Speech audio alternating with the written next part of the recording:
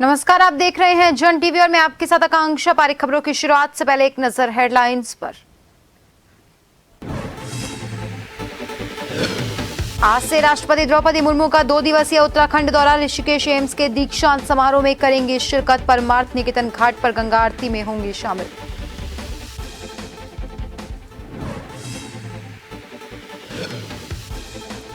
मुख्यमंत्री पुष्कर सिंह धामी का कांग्रेस पर तीखा हमला। बोले, हमेशा विभाजनकारी रही सोच, 60 साल राज करने के बावजूद सिर्फ एक वोट बैंक की चिंता। उत्तराखंड में कांग्रेस को लगा झटका। पूर्व कैबिनेट मंत्री हरक सिंह रावत की बहू ने छोड़ा कांग्रेस का हाथ, भाजपा का दामन थामा।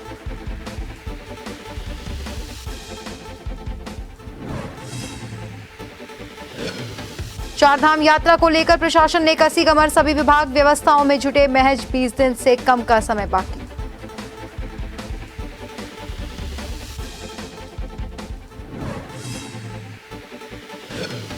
और उत्तराखंड के मैदानी इलाकों में गर्मी दिखा रही तेवर। हल्की बारिश से पर्वतीय इलाकों में मौसम सुहाना। 27 अप्रैल से एक बार फिर सक्रिय होगा पश्चिमी विक्षोभ।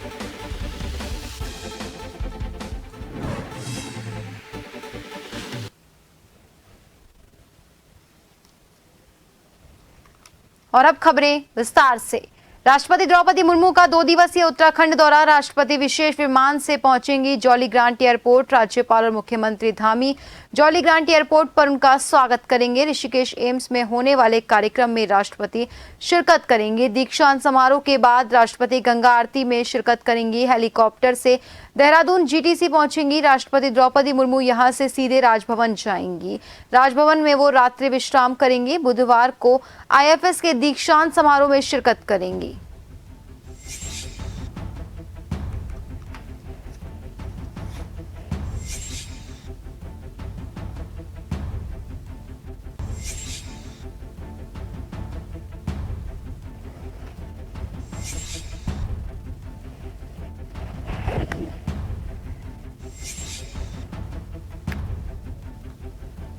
उत्तराखंड के मुख्यमंत्री पुष्कर सिंह धामी ने कांग्रेस पर तीखा हमला बोला। मुख्यमंत्री ने कहा कि कांग्रेस की सोच हमेशा से विभाजनकारी रही है। कहा कि 60 साल राज करने के बावजूद कांग्रेस ने एक वोट बैंक की चिंता की है। उनके घोषणा पत्र में भी साफ दिखता है। उन्होंने कहा कि यही सोच पूर्व प्रधानमंत्री मनमोहन सिंह की रही है। कहा कि आर्थिक संसाधनों पर जो सबकी मेहनत की कमाई होगी उस पर समानता से एक वर्ग विशेष को ध्यान देने की बात कही गई थी।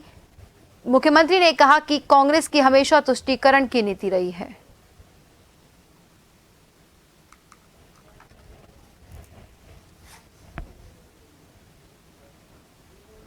देने की बात करी, ये निश्चित रूप से इनकी तुष्टीकरण की नीति है, वोट बैंक की राजनीति है, विभाजनकारी नीति है और केवल कांग्रेस का विकास और सबका विनाश वाली नीति है।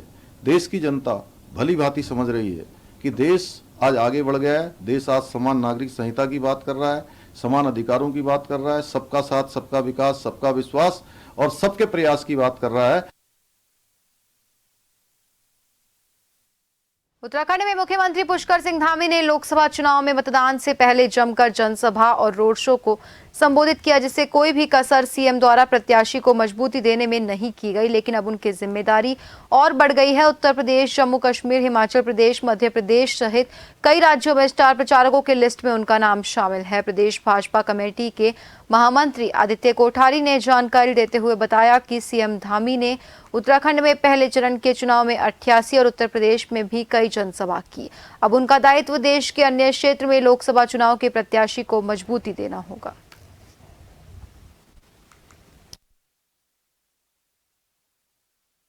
उत्तराखंड के मुख्यमंत्री आदरणीय पुष्कर सिंह धामी जी उत्तराखंड में जो 19 तारीख को चुनाव संपन्न हुआ है लोकसभा का, उसमें उन्होंने बहुत महत्वपूर्ण भूमिका निभाई, बहुत दौड़ भाग की और इस चुनाव के दौरान लगभग वो 88 से अधिक जनसभाएं उन्होंने उत्तराखंड के भीतर की हैं और 4 सभाएं उन्होंने उत्तर प्रदेश में भी खटीमा से लगता हुआ पीलीभीत जिले में की है। और अब जब उत्तराखंड का चुनाव पहले चरण का निबट चुका है, अब उनकी मांग उत्तर प्रदेश के शेष हिस्से में भी है और हिमाचल में भी उनकी डिमांड है। अन्य कई प्रदेशों में पुष्कर सिंह धामी जी की डिमांड लगातार बनी हुई है और मैं समझता हूँ अब यहाँ के चुनाव से फ्री होने के बाद वो देश के अन्य प्रदेशों में अपनी भूमिका को निभाएंगे। की वरिष्ठ नेता और पूर्व कैबिनेट मंत्री रहे मौजूदा उड़ीसा के पर्यवेक्षक हरक सिंह रावत की बहू ने कांग्रेस का हाथ छोड़ दिया और बीजेपी का दामन थाम लिया, जिससे प्रदेश का सियासी पारा चढ़ता हुआ नजर आ रहा है। आपको बता दें कि भाजपा विधायक महंत दिलीप रावत की एक सोशल मीडिया पोस्ट भी जमकर वायरल हो रही है। पोस्ट में अनुकृति गुसाई की ज्वाइनिंग से जोड़ा जा रहा है, क्योंकि भाजपा विधायक महंत दिलीप सिंह रावत ने पहले भी हरक सिंह रावत का विरोध कर चुके हैं। अनुकृति गुसाई उनके खिलाफ कांग्रेस पार्टी से चुनाव लड़ी थी। साथ ही जब विधानसभा चुनाव 2022 के दौरान हरक सिंह रावत और उनके बहू की बीजेपी में शामिल होने की चर्चा थी, तब भी दिलीप सिंह रावत ने खुलकर विरोध किया था। इसको लेकर बीजेपी प्रदेश अध्यक्ष महेंद्र भट्ट ने कहा कि जब घर में नई नई बहू आती है तो उन्हें एडजस्ट करने में थोड़ा समय लगता है, बाद में सब परिवार के सदस्य बन जाते हैं। मैंने क्योंकि ऐसा नहीं है कि ये कंफ्यूजन हर जगह रहता है, क्योंकि मैंने पहली बार भाजपा ज्वाइन करी। This is my first time कि मैं भारतीय जनता पार्टी के सदस्य हूं, और मैं अपने नेतृत्व को आदरणीय महेंद्र भट्ट जी को बहुत धन्यवाद दे रही हूं कि उन्होंने इस प्रस्ताव को स्वीकार किया, मुझे भारतीय जनता पार्टी परिवार का सदस्य बनाया है। मैं उनकी बहुत आभारी हूँ, और हमारे प्रदेश के आदरणीय मुख्यमंत्री बड़े भाई पुष्कर सिंह धामी जी की बहुत आभारी हूँ कि उन्होंने मुझे अपनी इस पार्टी का सदस्य बनाने का कष्ट किया है, मुझे ये मौका दिया। बहुत देखो, जब पार्टी में लोग आते हैं तो कुछ लाभ होता, कुछ कार्यकर्ताओं में नाराजगी भी होती है। धीरे धीरे जो व्यक्ति पार्टी में आता है उसको परिवार का सदस्य मानने में कुछ समय तो लगता ही है। घर में भी जब नई दुल्हन आती है तो थोड़ा समय लगता है घर में एडजस्टमेंट होने के लिए, लेकिन देर से फिर घर उसे अपना ही मानता है, परिवार उसे अपना मानने लगता है। और यही है कि बड़ी संख्या में लगभग 15,000 की संख्या में लोग हमसे जुड़े हैं, और एक घर का अगर 4 वोट भी होंगे तो 15 चौको 60,000 नया मतदाता हमारे साथ बीजेपी पक्ष में आया है, जिसने कि दूसरे दल को पढ़ना था। तो हमारा काम करने की पद्धति है, पार्टी की रणनीति होती है, और रणनीति को हमको इम्प्लीमेंट करना पड़ता है। कई बार विचारों में मत भिन्नता होती है, और उस मत भिन्नता की वजह से जो है अलग अलग निर्णय परिवार में भी हो जाते हैं। जहाँ तक आपने कहा कि हरक सिंह जी की बहू जो है भाजपा में चली गई, तो ये अंदाजा तो आपने भी और मैंने भी उसी दिन लगा दिया था जिस दिन उन्होंने भाजपा को समर्थन देने की बात कही। तो ये कोई नई बात नहीं है, वो चली गई है, मेरी शुभकामनाएं हैं उनके साथ। ये वो भाजपा में गई है, उनका भविष्य वहाँ पर संरक्षित हो। खटीमा नगर पालिका क्षेत्र में जल संस्थान खटीमा की लापरवाही सामने आ रही है। जगह जगह विभिन्न वार्डों में पीने के लिए गंदा पानी आ रहा है और साथ ही पानी का फ्लो भी कम है। इस संबंध में वार्ड वासियों ने अधिशासी अभियंता कुमाऊं जल संस्थान खटीमा के अधिशासी अभियंता अजय कुमार को ज्ञापन दिया, जिस पर वार्ड वासियों का कहना है कि 10 से 12 बार खटीमा जल संस्थान कार्यालय में आ चुके हैं, लेकिन किसी तरह की सुनवाई नहीं हुई। वहीं वार्ड वासियों ने कहा कि इसका जल्द समाधान नहीं हुआ तो हम आंदोलन करेंगे। अधिशासी अभियंता अजय कुमार ने कहा कि ये संवेदनशील मुद्दा है। जल संस्थान की पाइपलाइन 40 से 50 साल पुरानी होने की वजह से इसमें जगह जगह लीकेज हो रहा है। इससे पानी की लाइन में ब्लॉकेज आ रहा है और उनको सही करवाया जा रहा है।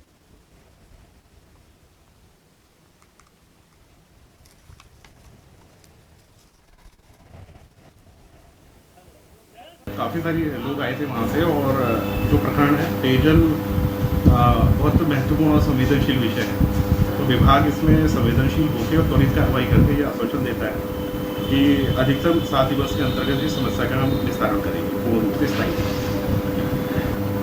देखिए, जैसे गर्मियों का समय अब नज़दीक आ रहा है तो पानी की थोड़ी खपत बढ़ती है, पानी का उत्पादन में फर्क पड़ता है, और चूँकि यहाँ जो पेयजल का सिस्टम है वो 40 से 50 साल पुराना है, तो लीकेजेस की समस्या है यहाँ पर। मुख्यतः हमारी मांग जो है नियमित रूप से जो है पेयजल आपूर्ति के लिए है, और विगत 1 महीने में मैं कम से कम 10 से 20 बार इस कार्यालय पे आ चुका हूँ। मौखिक तौर पर मैंने यहाँ जो अधिशासी अभियंता बैठते हैं उनको भी और सहायक अभियंता दोनों को इस बात से अवगत कराया था कि बिल्कुल टंकी के कार्यालय के ठीक सामने होने के बाद भी हमारे मोहल्ले में पानी की आपूर्ति नियमित नहीं हो पा रही है। पानी आ रहा है तो गंदा आ रहा है और नियमित तरीके से नहीं आ रहा है, और प्रेशर बहुत कम आ रहा है, जिस वजह से लोग मोटर चला रहे हैं उसके बाद ही पानी नहीं आ रहा है। लेकिन ये जल संस्थान की काहिली है कि वो सड़कों को जगह जगह गड्ढे खोदकर अपने कार्य की स्थिति दिखा रहा है। लोहाघाट की सीमांत वन पंचायत डनगांव में कुछ अराजक तत्वों ने वनाग्नि की घटना को अंजाम दिया, जिससे वन संपदा को भारी नुकसान पहुंचा। जंगल में लगी आग को फायर वाचरों, वन कर्मियों और कमलेड़ी के सरपंच दीवान सिंह कुंवर और वन पंचायत डनगांव के सरपंच मोहन चंद्र पांडे ने मुश्किल से बुझाया। वहीं सरपंच मोहन चंद्र पांडे ने बताया कि विभाग के द्वारा कई तरह से लोगों को जंगलों में आग न लगाने के लिए जागरूक किया जा रहा है, लेकिन उसके बावजूद भी कुछ अराजक तत्व जंगलों में आग लगा रहे हैं। जो वनाग्नि की जो बढ़ती घटनाएं हैं वो वास्तव में एक चिंता का विषय है और एक अमानवीय घटना है। हम सभी से ये अनुरोध करना चाहते हैं कि ये जो वनाग्नि हो रही है उस पर सभी लोग अपनी नज़र रखें और सभी लोगों को जागरूक करें, क्योंकि सरकार और विभाग के द्वारा तरह तरह के कार्यक्रम चलाए जा रहे हैं, चाहे वो कठपुतली कार्यक्रम हो या जो वन विभाग के द्वारा इंटर कॉलेज हैं, प्राइमरी स्कूल्स हैं और लोगों के बीच में गाँव में जाकर है वनाग्नि के बारे में उनको जागरूक किया जा रहा है, लेकिन उसके बावजूद भी वनाग्नि की घटनाएँ रुकने का नाम नहीं ले रही हैं।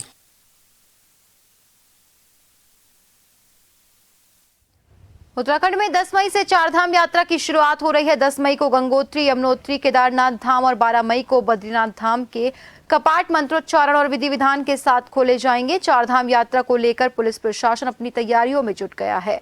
जगह जगह पुलिस हेल्प डेस्क और पुलिस के जवान तैनात रहेंगे। आईजी गढ़वाल KS नगन्याल ने कहा कि यात्रियों को हर संभव सुविधा और सहायता देने का पुलिस प्रशासन की ओर से प्रयास किया जा रहा है।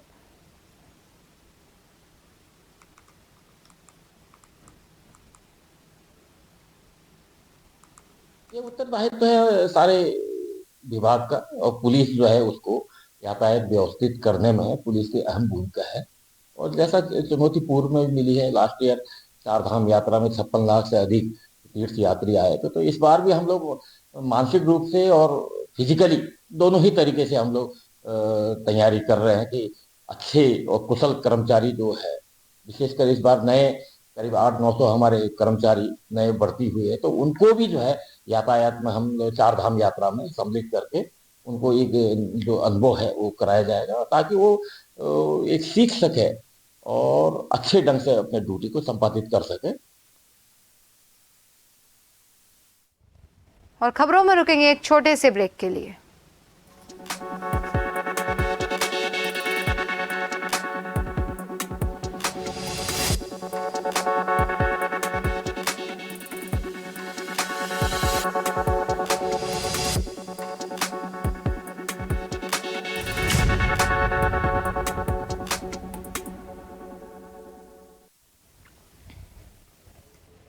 ब्रेक के बाद एक बार फिर से आप सभी का स्वागत है। बढ़ते हैं अगली खबर की ओर। चारधाम यात्रा को लेकर श्रद्धालुओं में जहां भारी उत्साह दिखाई दे रहा है, तो वहीं उत्तराखंड सरकार भी व्यवस्थाओं को दुरुस्त करने में जुट गई है। 7 दिन के भीतर चारधाम यात्रा के लिए 12,48,000 श्रद्धालुओं ने पंजीकरण करवा लिया है। इससे ये अंदाजा लगाया जा सकता है कि इस बार चारधाम यात्रा के लिए रिकॉर्ड श्रद्धालु पहुंच सकते हैं। इसको देखते हुए चारधाम से जुड़े सभी विभागीय मंत्री अपने अपने स्तर पर मॉनिटरिंग के साथ यात्रा व्यवस्था दुरुस्त करने में जुट गए हैं। पशुपालन मंत्री सौरभ बहुगुणा ने कहा कि अभी तक 8,000 घोड़े खच्चरों का रजिस्ट्रेशन हो चुका है। रुद्रप्रयाग से केदारनाथ जाने के लिए एक दिन की लिमिट 4,000 रखी गई है।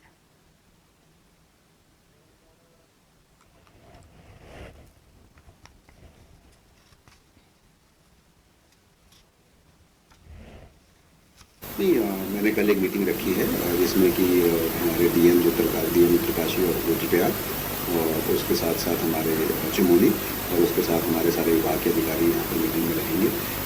तो लगातार हमारी कोशिश यही रहेगी कि जो व्यवस्थाएं हमने पिछली बार भी खड़ी करी थी घोड़े खच्चरों के लिए, श्रद्धालुओं के लिए, वो व्यवस्थाओं में और सुधार किया जाए। इस बार जो है हमारे विभाग के माध्यम से 11 करोड़ का हमने वहाँ पर और स्वीकृत किए थे, जिसका लगभग काम कंप्लीट भी हो गया। एक नया टीन शेड, एक नई घोड़ों के आराम करने के लिए और एक पार्किंग के लिए वहाँ पे एक नया व्यवस्था खड़ी करी गई है। उसी के साथ साथ हमारे पास डॉक्टरों की जो कमी थी वो पूर्ण रूप से कंप्लीट कर ली गई है। छोटे छोटे कैंप हमने पहले से गाँव में आइस लगाने शुरू कर दिए थे ताकि घोड़ों का रजिस्ट्रेशन में आसानी हो, घोड़ों का मेडिकल चेकअप उसी गाँव में हो जाए और कहीं पे भी ऐसा स्थिति पैदा ना हो कि कोई चोटिल घोड़ा या बीमार घोड़ा या कमज़ोर घोड़ा जो है वो उस यात्रा में रहे और उसकी जान को खतरा बने। तो ये सारी व्यवस्थाएं हमने पूर्ण करी हैं। 8,000 घोड़ों का लगभग रजिस्ट्रेशन जो कर लिया गया है। हनुमान जयंती के मौके पर उत्तराखंड प्रदेश कांग्रेस कमेटी के कार्यकर्ताओं ने कांग्रेस मुख्यालय में हनुमान चालीसा का पाठ किया। इस मौके पर कांग्रेस कार्यकर्ताओं ने स्तुति यज्ञ का भी आयोजन किया। कांग्रेस प्रदेश उपाध्यक्ष मथुरा दत्त जोशी ने हनुमान चालीसा के आयोजन पर कहा कि भाजपा धर्म की ठेकेदार है, जबकि कांग्रेस धर्म को मानने वाली पार्टी है और इसीलिए कार्यकर्ताओं ने हनुमान जयंती पर हनुमान चालीसा का पाठ किया है। इसी क्रम में उन्होंने कहा कि कांग्रेस को लोकसभा चुनावों में हनुमान जी का आशीर्वाद मिलेगा और पार्टी को जीत हासिल होगी। देखिए, आज श्री हनुमान जयंती है। इस शुभ अवसर पर कांग्रेस के कार्यकर्ताओं ने कांग्रेस भवन में हनुमान चालीसा का पाठ भी किया और एक स्तुति यज्ञ भी यहाँ पर आयोजित किया गया। हनुमान जी से कई चीज़ें हमको प्राप्त होती हैं और बजरंगबली की कृपा से मैं समझता हूँ कि लोकसभा चुनाव भी ठीक रहेगा। और हमारा तो ये कहना है कि कोई भारतीय जनता पार्टी ही धर्म की ठेकेदार नहीं है। ऐसे कार्यक्रम निश्चित रूप से आयोजित होने चाहिए। हम लोग धर्म को मानने वाले लोग हैं, हम धर्म के ठेकेदार नहीं हैं, लेकिन धर्म को मानने वाले लोग हैं। जहां देश भर में पवन पुत्र हनुमान जन्मोत्सव की धूम नजर आ रही है, तो वहीं डोईवाला के भानियावाला क्षेत्र में सुबह से हनुमान जी की पूजा अर्चना के साथ हनुमान चालीसा संगठन और श्रद्धालुओं के द्वारा भव्य शोभा यात्रा निकाली गई। इसमें भगतगण भगवा वस्त्र धारण कर हाथ में हनुमान ध्वजा लिए हुए जय श्री राम जय हनुमान के नारों के साथ भक्ति में डूबे हुए नजर आए। शोभा यात्रा भानियावाला से शुरू होकर दुर्गा चौक जॉली ग्रांट होते हुए भानियावाला में आकर समाप्त हुई। शोभा यात्रा में विशालकाय हनुमान जी की झांकी और नासिक का बैंड मुख्य आकर्षण का केंद्र रहा।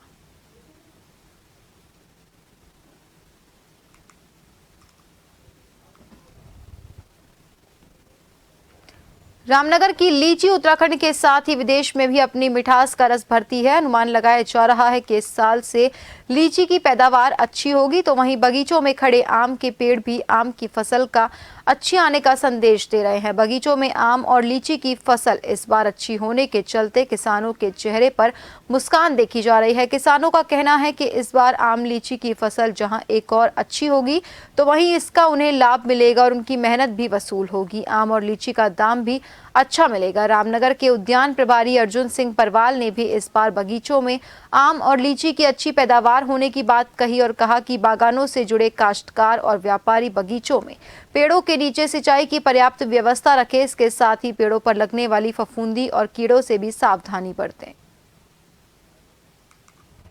इसमें प्रकृति ने बहुत अच्छा किसान भाइयों का साथ दे रखा है। इस क्षेत्र में वास्तव में बहुत, जिस क्षेत्र में भी जाओ, आम और लीची के बागान लटकत हुए हैं बहुत से, और फ्रूट सेटिंग भी बहुत अच्छी हो रही है। कहीं कहीं कतिपय जगहों पर ये मैंगो हॉपर का प्रकोप दिखाया जा रहा है। किसान भाइयों को उद्यान विभाग का सुझाव है कि इस समय जो फ्रूट सेटिंग हो चुकी है, फ्रूट सेटिंग के समय किसी इंसेक्टिसाइड का प्रयोग करते हुए उसमें फंजीसाइड अवश्य मिलाएं, जिससे उसका रोग, कीट और रोग का निदान हो सके और फल सेटिंग अच्छी हो सके। लीची की, आम और अधिकतर लगभग भारतवर्ष में होता है, जगहों में पाया जाता है। लीची का स्थान वास्तव में मुजफ्फरपुर के बाद रामनगर क्षेत्र का है, यह वास्तविकता है। और रामनगर में बहुत अच्छे बागान भी यहाँ डेवलप हो चुके हैं और नए बागान भी काफ़ी अच्छे यहाँ पर एक्सपेंशन हो चुका है। आगामी भविष्य में और लीची का उत्पादन और बहुत मात्रा में बढ़ने की संभावना है। अच्छा फल आ रखा है इस टाइम तो फिर अभी तक। अच्छा, हाँ, आगे कोई पता नहीं, ये तो भगवान मालिक है, क्या हो आगे को। हाँ, बहुत तगड़ी फसल है आम की। हाँ, अच्छी फसल ले पाएंगे इस बार, सही रहा तो अच्छी फसल ले पाएंगे। हाँ, बहुत ओला गिरा था पिछले साल, तो बेजा ओला गिरा था। चंपावत में लंबे समय से बारिश न होने से जिले में सूखा पड़ गया, जिसका असर अब खेती, किसानी और पेयजल में दिखने लगा है। तो वहीं बाराकोट ब्लॉक के डोबा भागू के युवा किसानों ने बताया कि पूरे क्षेत्र में सूखे की चपेट में आ गया है। लंबे समय से बरसात न होने से उनके द्वारा की गई खेती पूरी तरह सूखने के कगार पर पहुंच चुकी है। वहीं आधुनिक मौन पालन कर आजीविका चला रहे युवा मनोज कुमार ने बताया कि बरसात न होने से प्राकृतिक वनस्पति में फूल बहुत कम मात्रा में खिल रहे हैं, जिसके चलते मधुमक्खियों को बहुत कम मात्रा में मकरंद और पराग मिल पा रहा है, जिसकी वजह से शहद उत्पादन में काफी ज्यादा कमी आ गई है। किसानों ने सरकार से राहत देने के लिए क्षेत्र को सूखाग्रस्त घोषित करने और मुआवजा देने की मांग की है।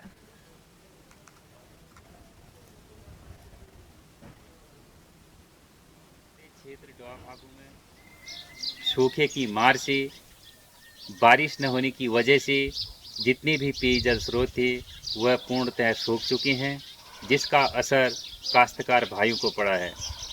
हमारे क्षेत्र डोआ भागों में लगभग 15 से 20 प्रगतिशील काश्तकार भाई हैं जो सब्जी उत्पादन कर अपनी आजीविका चलाते हैं, लेकिन सूखे की मार से सभी काश्तकार भाइयों की सब्जी पूर्णतः नष्ट हो चुकी हैं, जिससे काश्तकार भाइयों को काफ़ी आर्थिक समस्याओं का सामना करना पड़ रहा है। मौसम विभाग की भविष्यवाणी एक बार फिर सटीक साबित हुई। मंगलवार दोपहर बाद लोहाघाट क्षेत्र में अचानक से मौसम ने करवट बदली और देखते ही देखते तेज गरज के साथ बारिश शुरू हो गई। लंबे समय के बाद बारिश होने से क्षेत्र की सूख चुकी फसलों को नया जीवन मिला और सबसे बड़ा फायदा क्षेत्र में आग से धधक रहे जंगलों को मिला। बारिश से जगह जगह जंगलों में लगी आग शांत हो गई, जिसकी वजह से वन विभाग को बड़ी राहत मिली, तो वहीं लोगों को भी गर्मी से राहत मिली। वहीं किसानों ने कहा कि जो क्षेत्र के किसानों ने आलू की बुवाई की है उसे सबसे बड़ी राहत मिलेगी और सूख चुके पेयजल स्रोतों को नया जीवन मिलेगा।